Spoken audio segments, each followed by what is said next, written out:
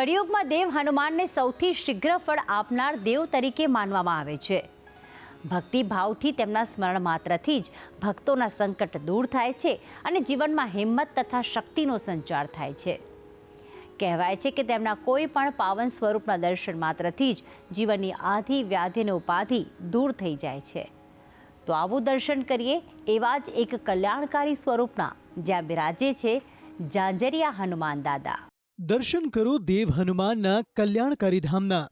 ઝાંઝરિયા હનુમાન તરીકે ઓળખાય છે અહીં અંજની પુત્ર। એકવાર દર્શન કરતા ટળશે તમામ તકલીફો।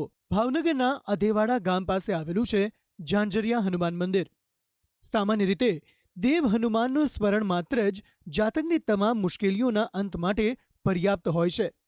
તેવામાં જો તેમના કોઈ પાવન સ્વરૂપના દર્શન થઈ જાય તો જીવન ધન્ય થઈ જાય છે। અને અહીં ઝાંઝરિયા હનુમાન મંદિરમાં દર્શને આવતા ભક્તો પણ આ જ દિવ્ય ધન્યતાની અનુભૂતિ કરતા નજરે પડે છે। આ મંદિર ભલે એક નજરે જોતા એટલું વિશાળ ન લાગે, પરંતુ આ મંદિરમાં આવતા ભક્તોનો જમાવડો તે વાતની સાબિતી છે કે આ મંદિરમાં ભક્તોની કેટલી શ્રદ્ધા અને આસ્થા જોડાયેલી છે। હનુમાન જયંતિમાં લગભગ નહીં તો લાખો માણસ હોય છે, 2-5 લાખ માણસ તો હોય જ છે। અને તેથી આપણું રસોડું ચાલુ હોય, એક પાંચમનું રસોડું ચાલુ હોય, આઠમ દરેક તહેવાર ઉજવાય છે। મંદિરમાં દર્શને આવતા ભક્તોને મંદિરની અંદર હનુમાનજીની ખૂબ જ સુંદર મૂર્તિના દર્શન થાય છે। અહીં હનુમાનજીની મૂર્તિની પાછળ પ્રભુ શ્રીરામ, માતા સીતા અને ભાઈ લક્ષ્મણની પણ મૂર્તિ બિરાજમાન કરાઈ છે, જેના દર્શન કરવાનું પણ ભક્તો નથી ચૂકતા। મંદિરના ઇતિહાસની વાત કરીએ તો લોકવાયકા મુજબ 500 વર્ષ પહેલા સિંહોર તાલુકાના કનાડ ગામે એક બ્રાહ્મણ દ્વારા ઈષ્ટદેવ તરીકે હનુમાનજી પૂજાતા હતા। તે સમયે ભાવનગરથી કનાડ બ્રાહ્મણના એક સેવાભાવી ભક્ત દરરોજ ચાલીને જતા અને ત્યાં સેવા પૂજા કરતા। વર્ષો સુધી આમ ચાલ્યું અને આ સેવાભાવી ભક્તની ઉંમર થતાં તેમણે હનુમાન દાદાને ભાવનગર આવવા વિનંતી કરી।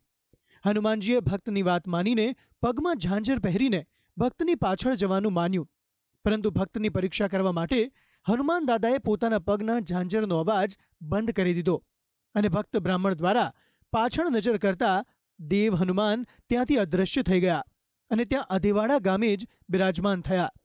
તેમણે પગમાં ઝાંઝર પહેરેલા હોવાથી તેમને અહીં ઝાંઝરિયા હનુમાન તરીકે ઓળખવામાં આવ્યા।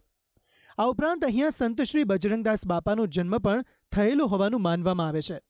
દર શનિવારે અને મંગળવારે અહીંયા ભાવિક ભક્તો આવી પૂજા અર્ચના, પ્રાર્થના સાથે હનુમાન દાદાની ભક્તિ કરે છે। અહીંયા વર્ષે હનુમાન જયંતિનું આયોજન, રામનવમીનું આયોજન તથા સાતમ આઠમના તહેવાર સંબંધે બહુ દર્શનાર્થોની ભીડ થાય છે। દાદા સૌની મનોકામના પૂર્ણ કરે છે। દર હનુમાન જયંતિના દિવસે એક દિવસમાં 1 લાખ માણસો અહીંયા પ્રસાદીનું ભોજન લે છે અને સૌ સાથે હળી મળીને દર્શનનો આનંદ અનુભવે છે। ઘણા સમયથી આવીએ છીએ અને દાદાની બધી મનોકામના પૂર્ણ થાય છે। અહીંયા ઘણા બધા વ્યક્તિઓ પણ સાથે આવે છે અમારી, અને બધી ઈચ્છાઓ પૂરી થાય છે। બધા ઘણા બહારગામથી પણ આવે છે, બધાની મનોકામના પૂરી થાય છે।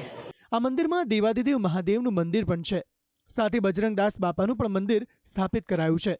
અહીંયા દરરોજ સવાર સાંજ આરતી થાય છે અને ભક્તો પોતાની મનોકામના પૂરી કરવા માટે પૂરી શ્રદ્ધા અને વિશ્વાસ સાથે આવે છે। આ મંદિરમાં હનુમાન જયંતિ, રામનવમી, જન્માષ્ટમી, શિવરાત્રી જેવા અનેક તહેવારોની ઉજવણી કરવામાં આવે છે। અહીંયા લોકો ચાલીને દર્શન કરવા માટે આવે છે। મંદિરમાં હનુમાન દાદાનો થાળ પણ માનવામાં આવે છે અને આ ઝાંઝરિયા હનુમાન દાદા સૌ કોઈની મનોકામના પૂર્ણ કરે છે। ભક્તિ સંદેશ, સંદેશ ન્યૂઝ, ભાવનગર।